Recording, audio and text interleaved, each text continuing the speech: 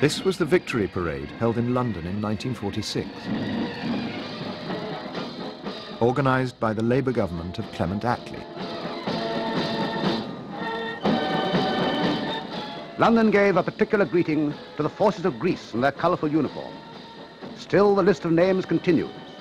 The countries which were united in one cause. Here come the representatives of Iran. One important group was missing.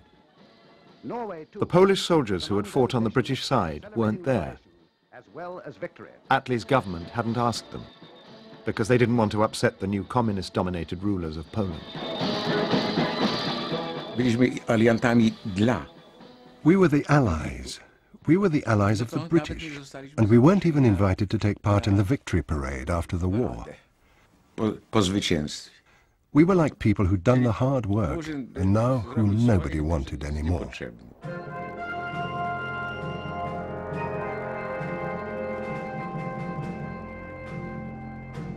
Thousands of Poles had sacrificed their lives while serving in British forces. Their most famous battle was here in Italy, at Monte Cassino.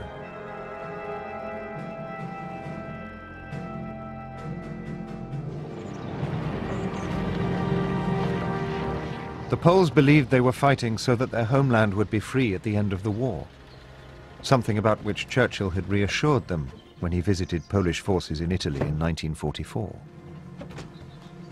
You must trust us. Great Britain entered this war in defense of the principle of your independence, and I can assure you we will never desert you. But that wasn't how it seemed now to many of the Polish servicemen who found themselves in Britain at the end of the war. I was in my uniform, walking the streets in Chester with an English girlfriend, and a car comes up to me. It's a Morris Minor, and a British gentleman gets out. He pokes at my Polish badge with his finger, and he says, "How long will you Poles continue eating English bread? Haven't you noticed the war is over?" Zbigniew Wolak was so outraged by this confrontation that he decided to go back to Poland, along with some of the other Polish soldiers who had fought with the British, even though the promised free elections in Poland after the war had never been held, and the communist-dominated government distrusted anyone who had spent the war in the British Army.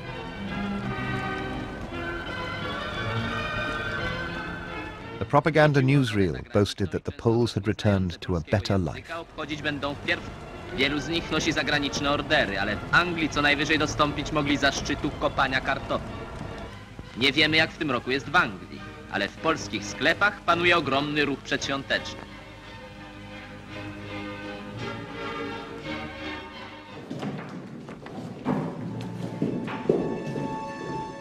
Zbigniew Wolak was taken to the headquarters of the secret police.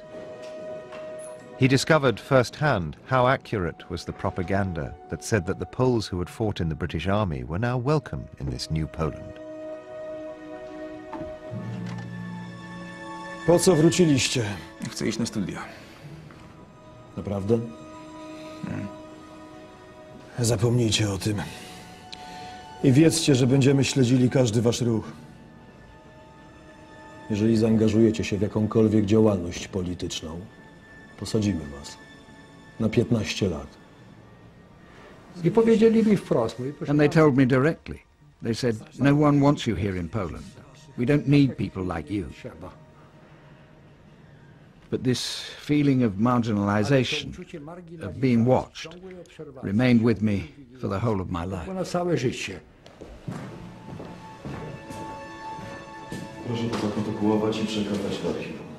The Poles who had returned after the war found themselves living in a police state.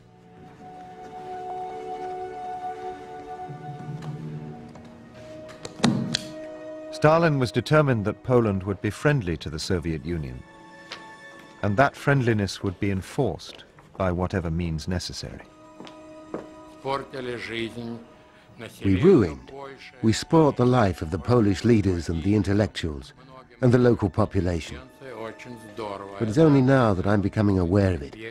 And I have to be honest to say that at the time, we didn't know that. You'll have to ask the Poles whether we did more harm than good, or the opposite. I think that looking at it, you know, in a human way, I think there were more bad things than good things.